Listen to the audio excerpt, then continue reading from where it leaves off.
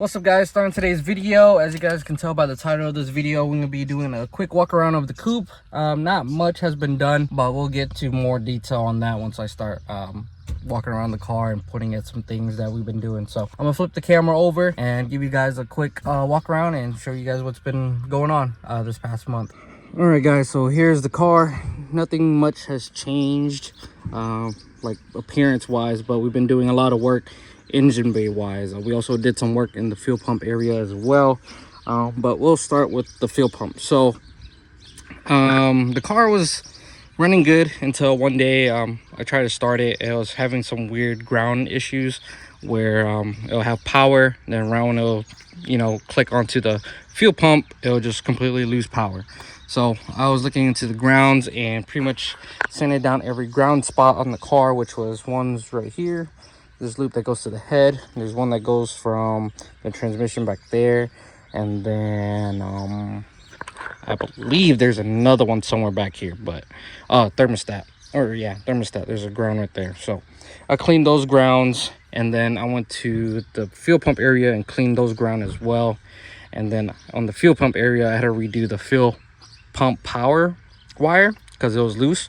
So I redid that, reconnected everything, heat shrink everything, and that is good. So as of right now, with me cleaning those grounds, the car actually powers up and powers the fuel pump every time so far. But I want to continue on doing it and making sure that is good. But another thing after that was my valve cover. So we cleaned up the valve cover, got some mother's polish on it. I didn't really throw any clear coat on it because currently I'm debating on getting it powder coated right now. But as of right now, we got new gaskets because the previous gaskets that was on this valve cover, or my other valve cover, was all blown. These four corner ones were good, but these four in the middle were all blown. The gaskets was completely gone. So we got a brand new valve cover gasket, threw that on. And then I noticed on my cam gear, it was rubbing against the valve cover, right? So I took the valve cover back off, inspected the cam gear, and I'll probably show the picture here, like somewhere on the screen. You guys can see on the back side of the cam gear, it clearly looked like somebody over tightened the bolts, or maybe the car was driving or rotating.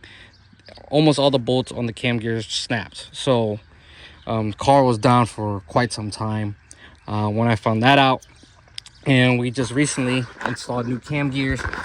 We are currently rocking AAM. Everything's torqued to spec. These are torqued to 41 foot-pounds, and these bolts are torqued down to 15 foot-pounds, I believe. That's what it says on the website on what to torque it at, and that is currently where it's at.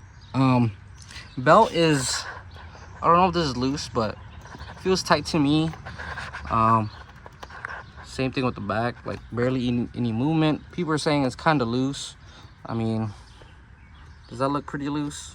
I mean, it's pretty tight for the most part, but I will be getting a bracket that goes right here, which mounts right here, and then there'll be another tensioner right here, which push this forward a little bit, and then this should keep this belt from moving around, and it should be solid.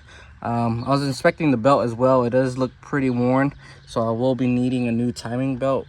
Not this year, it depends on how often I drive the car, but we'll be needing a new belt and getting that done. I'm also just replace everything while I'm in there, but it looks like the water pumps have been redone as well. So I think I just need a belt and get that done. So there's that. Another issue that we found in the engine bay was the throttle body. We have a new throttle body right here. It also has a thermal gasket, or like a thick gasket, but the issue with this is that we need longer bolts. So I need to replace this bolt with a longer one. As you can tell, it doesn't go all the way through, and I would like to have this bolt sit a lot more flush in the throttle body area, but as of right now, I mean, it holds, there's no leaks. It's a 70mm throttle body. It deletes the some hoses, the coolant hoses that we don't need, because this car is currently running on no auto air control valve, and the coolant ports that goes up there doesn't go to anywhere. So we got this throttle body. We got it for, I think it was like $100 or something, or 80 bucks. And we also got the idle screw in right here, or the throttle stop screw, which keeps the throttle open a little bit because it needs a little bit of air to get the car started. But we did that, got that fixed. But as you guys can tell, I don't know if you guys can see it, but this bolt needs to be longer. This bolt on the left seems to be fine, but this bolt right here needs to be longer. So I'm probably gonna pull. Man, these freaking bugs won't leave me alone. Like, they just keep flying in my eye. But I need to pull this bolt back out and search for another bolt that's longer than this one and throw that in. So, but other than that, everything's been running good so far. Spark plugs are still okay. Cop kit's working well. And we'll go inside real quick and show you guys all the things that we did as well. Show you some of the tools that we got. Since we were having issues with the throttle body and the throttle cable, we had to retap the intake manifold because everything on the intake manifold was stripped bolt wise. So we helicoiled basically every bolt. Like fuel rail has been helicoiled. The throttle cable bracket has been helicoiled as well, and those are all holding and working like it should. We also got a new cover case for the ECU. Shout out to Brandon, he gave it to me for free. It's just some carbon fiber wrapped one, and it looks pretty nice, and I won't get blinded from the cop kit lights flashing, so this is a lot better. And right now the car is currently just really dirty and we just need to clean it up. But as of right now, the car is running pretty good. Tune is running okay-ish. Like I said, I would really like to get it tuned because the tune is not meant for Iowa weather. It is meant for Florida weather. So, but for the most part, the car does run and there's no issues so far. But I would like to get Honda on here, get a retune, and hopefully run a lot better. But the car still starts, everything's been fixed, and I'll give you guys the first start right here.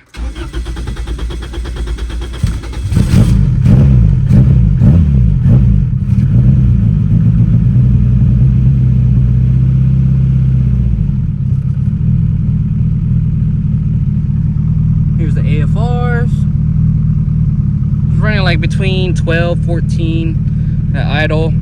It's currently kind of low on fuel right now, so that may cause an issue, but as of right now the car runs pretty good. With the new throttle body, it actually holds idle, like when I step my foot off, see. But I do have to, like, you know, tap on the throttle to get it started. But other than that, everything's running good.